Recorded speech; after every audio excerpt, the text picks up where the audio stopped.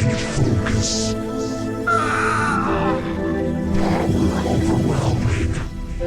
Hey there, StarCraft fans! It's Falcon Paladin coming at ya with yet another edition of StarCraft Brood War Cartoon. Today, going to be a Carbot animated cast between Whitera and g1ass here on Moon Glaive. It's about a 2009 replay from Team Liquid. Bottom right of Moon Glaive, we have our teal Zerg player. It is g1ass. And to the top side, it is our guy Whitera, the very famous Special Tactics Protoss player from Ukraine. He's doing well. He does post on Twitter most days, letting everybody know he's okay. So good stuff, Whitera. We love you a lot and your Special Tactics. Will we see them today against g1ass here on Moon Glaive? That is the question of the day. So this is Carbot, if you haven't seen it. It is a skin created by Carbot Animations, a YouTube channel that did a lot of StarCraft Carbot animations back in the 2010s. He's moved on to other stuff right now, including Expedition 33, some Diablo stuff. I've seen a lot of Overwatch stuff from him as well. Just really, really fun styles, really fun cartoony styles, and I like it a lot. So we're going to do one today. I think I'm going to do one of these about once a month, I feel like. And I know people don't like Carbot. I know other people do like Carbot, so let's keep those people happy. And if you don't like Carbot, you can skip the cast. Go back and watch something from my 10-year catalog of StarCraft Brood War stuff here on the channel, man. You can search by name on the channel. You can select a playlist. We've got a Flash versus Bisu playlist. We've got a Jaedong playlist. All sorts of great stuff. So here we go. We've got a probe moving out, scouting the right direction on this 3-player map. Moon Glaive, hatch first, and here is g1ass at about 12 supply. And we've got a gateway opening here from our guy, a Whitera. Not a Forge, or he'd be tempted to cannon rush at this stage. I know that for a fact, because Protoss, who Forge expand and see a hatch first, say, can I cannon rush? Can I get away with it? Can I kill the hatch? And then they decide. Got a pylon warping in. Interesting stuff here. It's going to be a 1-base opener here from Whitera. And again, this is 2009 or so. Maybe 2010. I don't feel like I've seen the name g1ass anywhere. But he's got 270 APM. He can handle Whitera in a PvZ. So that is good enough for me. Probe scout and seeing a spawning pool on the way. Saying, all right, I'm safe. I am super safe from lings at this stage of the game. Let's make a zealot. Overlord scouting. Just maybe seeing if there's a zealot down here or like a weird proxy down here. We've got a super angry zealot here. Bob the Zealot. Yes, I know. You're super angry all of the time. We have red eyes this time because, again, Whitera is playing the red Protoss player. And we're going to go ahead and work away at the natural base. How many lings are in these eggs, says the probe. I'm going to guess there are 6 of them. Macro hatch here inside the main base early from our guy, g1ass, up to 350 APM right now. A couple attacks on the hatchery here, and then fleeing with his probe buddy, partner in crime, meeting up with another partner in crime. Yet another zealot here. 2 zealots can handle 6 lings, and 6 lings are all that are defending the natural base right now. So, are we continuing? Oh, a Dragoon. An early Dragoon here. So, 3 zealots into a Dragoon. Look at this, man. These lings are like, reinforcements. We've got 8 lings now. Probe maybe turning the tide here, but no. Running for their lives are these zealots. And again, meeting up with yet another partner in crime. It is a crime syndicate at this point. And now this is basically a Looney Tunes episode, right? In we go with zealots. Say the lings. And then more lings show up. Run, say the zealots. And then meeting up with even more zealots. And then back again into the natural base here. Into the main base are these zealots. They say. Get out of here, the lings say. Speed's on the way. 2 more sets of lings. Drone. Carrying Vespene gas exploding because Vespene gas is so volatile here. Drones being pulled to help with these zealots. Lings, nomping on these zealots here. Finally, zealots are cleaned up. Couple drones down. 22 to 12 is the worker discrepancy right now in this PvZ. And still not expanding here as a Whitera. Holy smokes, look at this magenta color. I think it's like maybe a darker purple on Moon Glaive here, but I do like this brightness. It's very good. I like it a lot. Just a change of pace in Brood War, right? Right. And if you like these older replays, I did cast a replay featuring Violet on Wednesday last week. Saturday, maybe? One of those days last week. Can't remember. Templar Archives on the way. One base Templar Archives play? My goodness. It's like a DT rush or something here out of Whitera. What an interesting game. But yeah, Whitera passed away from leukemia in 2012, so I like casting his replay sometimes to remember him because he was great. He was on KT Rollster. He was a very up-and-coming young player, replacing some of the older guys like Nada and like Yellow on KT Rollster back when the clan was kind of struggling because, again, their talent was aging. And Violet comes in, crushes, like takes games off of players like Jadong, and everybody's like, oh, who's this guy? And then he died from cancer. Well, leukemia, that's a form of cancer, right? Anyway, in 2012, so very sad story. Anyway, Whitera, on the other hand, appears to be making DTs. No High Templar. High Templar, getting Psy Storm would be cool for these guys. No, he has it. Oh, he's just getting Archons. Wow. Okay, 1 base, 2 gate, speed lots on the way, Archons on the way. This is a very, very weird PvZ. That's sometimes what happens when you dig back into the past. Sometimes the old games look like the new games. Like you watch a game from 09 and you're like, this is pretty much a 2025 StarCraft game. Nothing too weird about it. Spire on the way here too from Glass. And then you watch a game like this and you're like, this is definitely not a 2025 game. What the heck is this game? Why does Whitera not have an expansion? It's the easiest thing in the world to have an expansion on this map. Actually, do you have to wall off 2 separate places? Is that what it is? You have to watch out for this attack angle and for the attack angle at the front. And so he's like, boo, this map sucks. I'm going to go for a 1 base opener. Lings come in, go for the run by Archon's position. Say, no, you don't want to fight an Archon with Zealots. Not with the speed upgrade on those dudes. No upgrade, no attack upgrades, rather. Coming in for the ground units for the Protoss. Nothing for the Zerg player either. This is very strange. Second gas finally being taken by the Zerg. Spire coming in. Again, look at the eyes here. The lair looks angrier. The hatch kind of looks like, what are you doing to me? What am I? And the lair's like, I'm a lair. Fair enough. Cannons warping in at the natural base. Natural base on the way, 50% done. Lings get the run by trying to snipe off a High Templar. Nope, forcing an Archon there. Again, not really forcing an Archon. It's not like Storm is on the way for the Protoss. He's just like, I'm making Archons. I don't know what you want from me. Archons are good anti-air against Mutalisks. Cannons are pretty good anti-air against Mutalisks with the support of something like Dragoons and the aforementioned Archons. Power overwhelming. Creep colonies have little smiley faces too when they finish. Are we going to be able to see that or... Oh, canceled. Canceled. Wow. He was like... He was all geared up for some kind of an attack. Didn't need it. Zealot. Oh, he wins the Olympic event of run past the Sunkens and don't die and scout the Spire. What a Chad. He scouts the Spire, doesn't do anything else, but that's all he needed to do. So he sees the Spire. Archon moves up into the mineral line to protect against incoming Muta attacks. Cannons warping up inside the mineral line too. Still 0 Storm for Whitera. The man knows what Storm is. Archon's ready to go.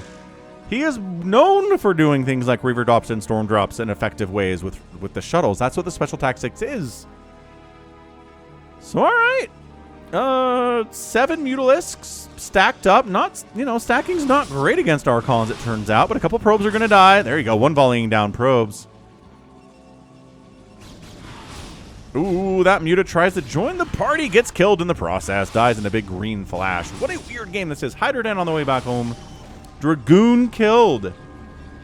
Really good micro here from Glass. Staying away from the Archons. I don't think this group has taken a hit.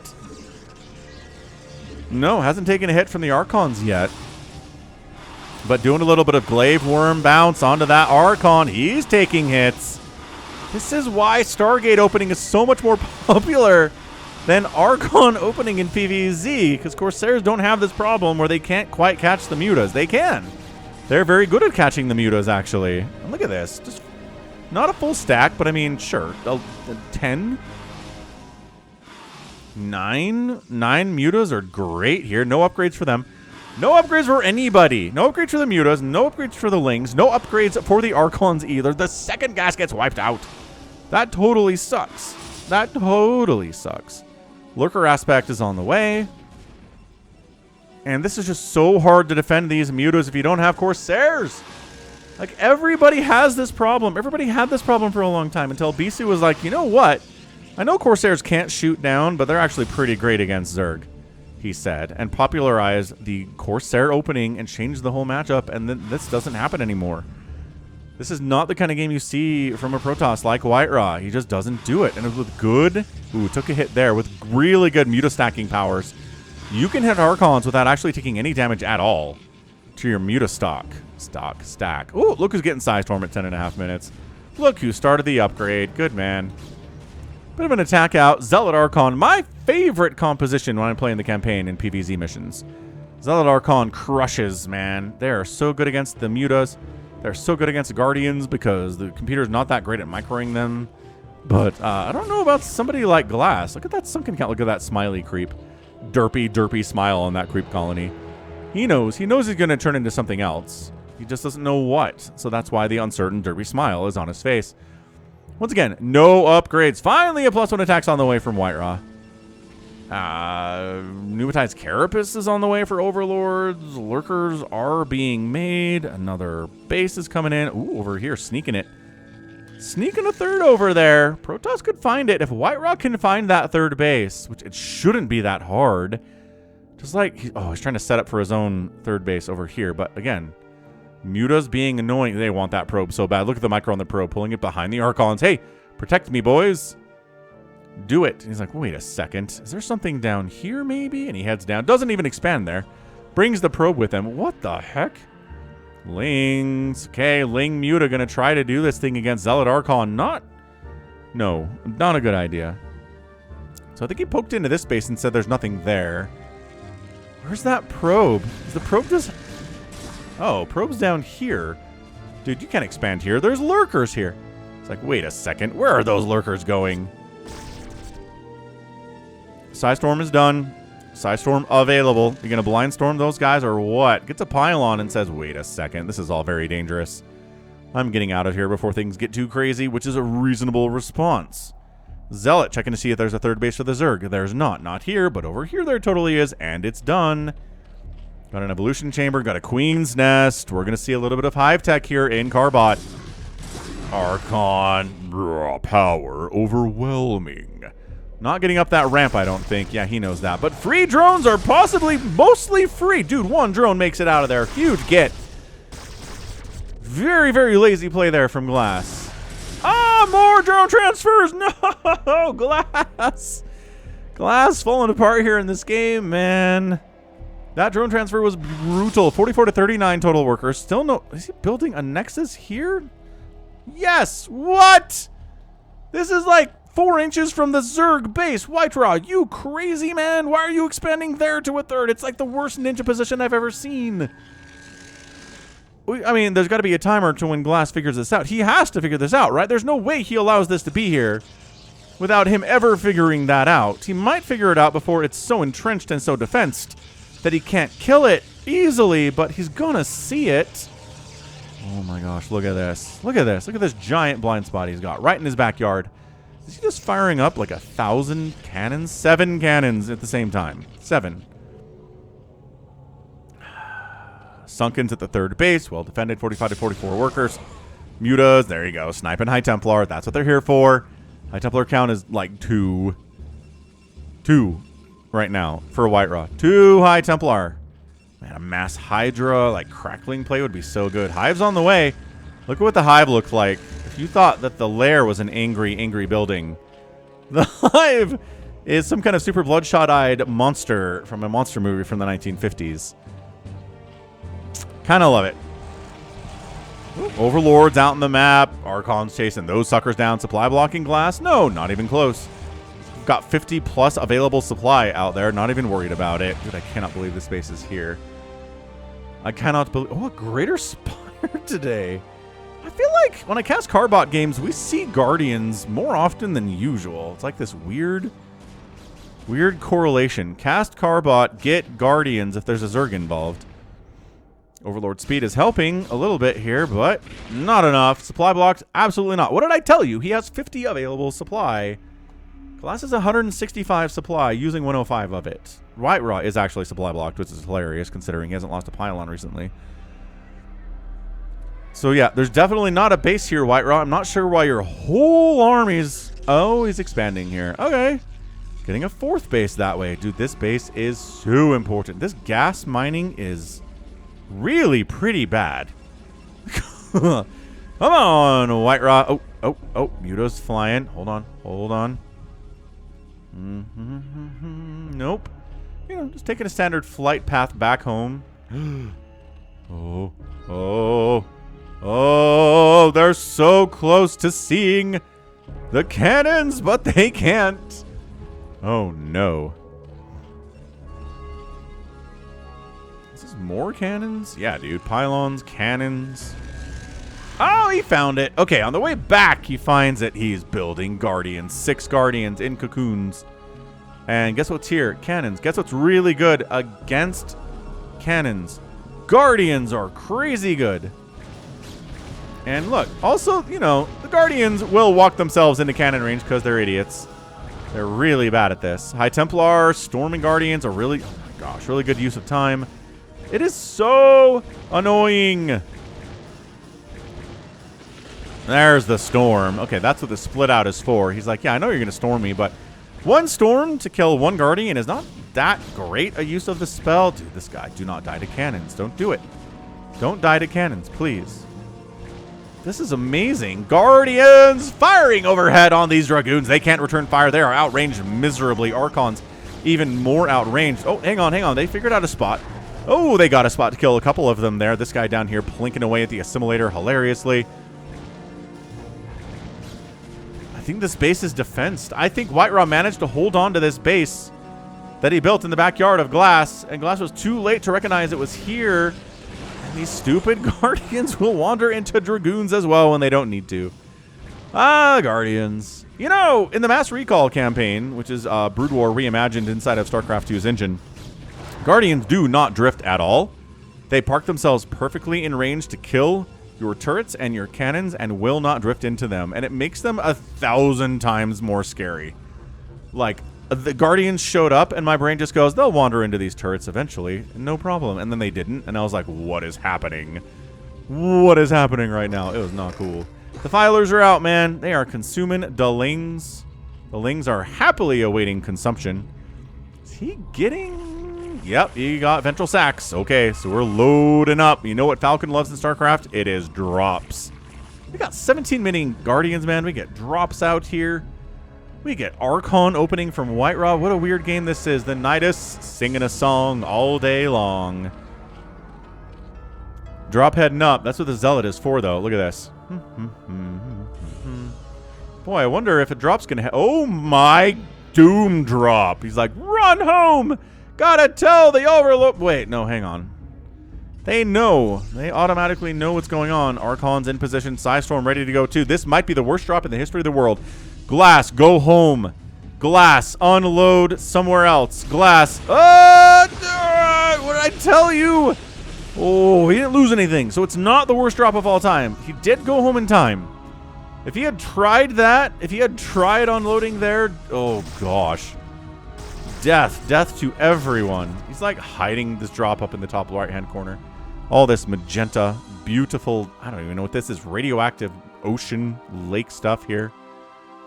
Anyway, Whitera is maxed out with +2 attack. Glass is 146 supply. His Lings, they casually have 1/1. He's working on Metasynaptic Node, and Adrenal's just about done for the Lings too. So Glass knows what's up. Lurkers without Dark Swarm aren't very scary to late game Protoss forces, and this is what I'm talking about here. Where is your Defiler, man? Where is your Dark Swarm? Actually, where are the Obs? There they are on the far side of the thing. Oh, Dark Swarm attack at Secret Ninja Base. That was found a long time ago. He drops in here, gets the beautiful Dark Swarms up. Dragoons responding, can't do anything about it. Where's the Psystorm? Where are the Archons? Where are the Zealots? Zealot coming in here to fight. Can they save the Nexus? You know what's funny is you can actually see inside Dark Swarm better in Carbot than you can in actual StarCraft. Whether original or, as he saves the Nexus, by the way, or the remaster. All right, that was a pretty scary attack. Now he's dealing with these Lurkers. And again, he's not even afraid of them. Look at him not be afraid of those lurks. 170 to 124 supply. Whitera is up. I feel like this is always something scary, but it's just overlords. There's just a lot of them over here. I feel like they're guardians morphing in every time I look at the minimap, but they're not. Chitinous plating is on the way. Ultralisk play attempt here from Glass against this many Dragoons with +2 attack, with +3 finishing up, and Archons and Zealots. I mean, at least there aren't any Reavers. He checks the tech to make sure there aren't any Reavers. Weird Corsair tech switch. Whitera goes for Corsairs at 20 minutes. He probably started them sooner than that, but I guess dealing with drops, Corsairs are pretty good with that too. Not amazing, but I mean, you don't want to build scouts, and you can go ahead. He's got double Stargate too. Wow. You can harass overlords with them as well at this stage of the game. There are no Scourge. There are no Mutas remaining. They all got turned into Guardians and died. Ooh, love the DTs. Look how cool these guys are. Look, man, this is a great, great display of what Carbot has to offer. You can buy this skin, by the way. You can play StarCraft with this skin in the campaign, on the ladder if you want. It's really, really fun.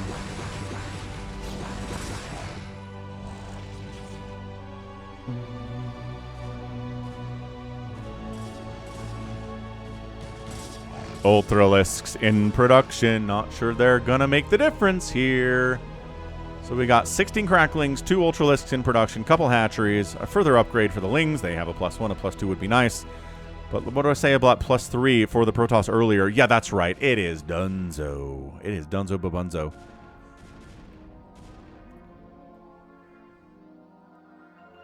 Whitera sharking around. That's actually more Ultras than I thought there would be. Ultralisks versus DTs and Dragoons and Archons. Get them. Get them. The Dragoons are firing away. Huge hits on these Ultralisks. The Archon to the Psy Storm. Cracklings on the backside trying to save the day. Trying to save these Ultralisks by going after the Dragoons as well. I love it. This Archon getting surrounded. 12 kills, 15 kills, 14 kills. Bam. Explodes. More Archons come in. Can they finish off the remaining Ultralisks inside the Dark Swarm? The answer is maybe, but no. The Lings are helping in there too. Definitely not. Archon does die. Dragoon casually 6 kills. I think one of those is an Ultralisk. 138 to 109 supply. Zerg lost a lot. Protoss lost a lot, but I think could afford to lose more. Is that a Storm drop? I think it was a Storm drop. That High Templar has 0 kills and 250 energies. Like he dropped here and said, oh, you don't actually have any mining going on. This is what I meant to Storm drop. Okay. My bad. DT's unloading inside the main base. It's a DT Corsair 22-minute stratagem. What a weird game. The DTs are going to die unless you could chase the... Okay, chasing the Overlords away. DTs kind of running into Overlord coverage, my guys. They're just running. Oh, they're... Okay, well, couldn't run anymore, as it turns out. Ob's poking in to see that base. Again, this 250 energy High Templar just hanging out. Not sure what he's up to. 40 to 64 workers here. Scourge do connect on a few of the Corsairs, and by that I mean all of them but one. Not supply blocking Glass because he's under 100 supply. Oh my gosh, 250 HP High Templar just got murdered by an Ultralisk. That's never a good feeling. DT getting more damage done on that hatchery. 200 hit points left on that thing, but Cracklings, Overlords arrived all as well. Yeah, see, these are very tired eyes here on the Overlord. You can see that. Oh, we do get the Reavers! What? Reaver tech is out! Wha-bam! Wha-bam! The special tactics from Whitera did show up. I was worried about them. He's going to finish off this hatch. DT did a lot of the work. The Reaver going to get the rest. Kapow! Hatch down. 4th base down.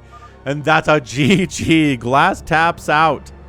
And Whitera is our winner in 24 minutes on the nose. All right, I need to see where that Reaver actually came from.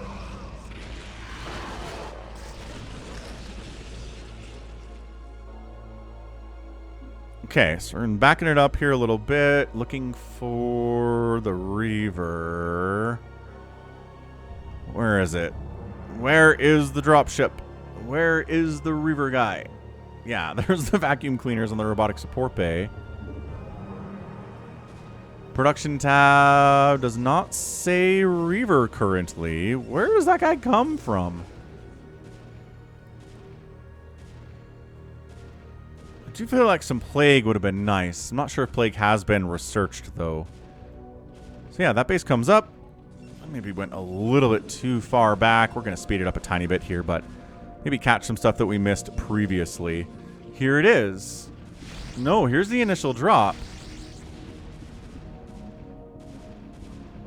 So he unloads the DTs. Yeah, okay, so that's how they get in there. And then comes back in, unloads a High Templar there. There's the Reaver. There's the smiley boy Reaver. Looking good, man. Building those scarabs like he knows he should do. And then, yeah, the DTs run around. They get the Hydra Den, which is awesome. They get the spawning pool, which is also very good. That High Templar's got 8 kills. Got a bit of a storm down here. And damage on the hatchery was a big problem, too. So then... Yep, Corsair's taking hits, DTs running around. And then here comes the shuttle. Just right, straight down. Doesn't have to deviate course at all. Then unloads here.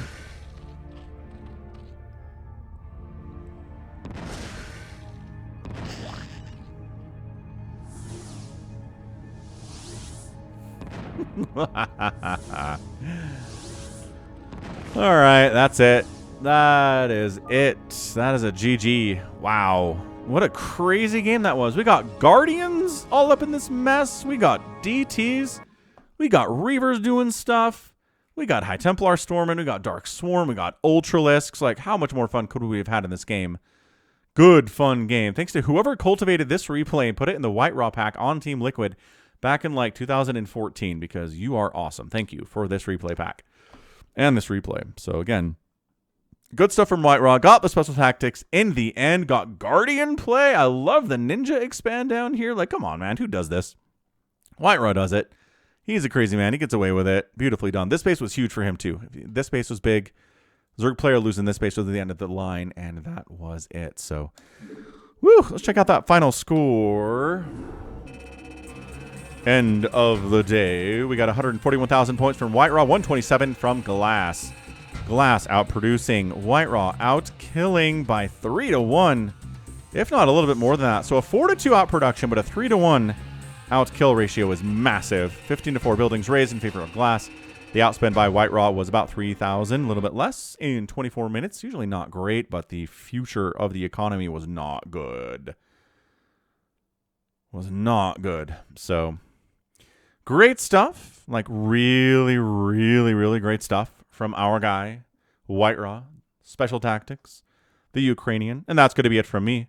This has been Falcon Paladin coming at you with yet another edition of StarCraft Brood War Cartoon. Go ahead, hit that like button, hit that subscribe if you like what you saw and what you heard today. You can also catch me on Twitter, Facebook, Patreon, Twitch, Instagram, TikTok, and Blue Sky, all at /Falcon Paladin. And until next time, as always, thank you so much for watching. And you take care of yourself.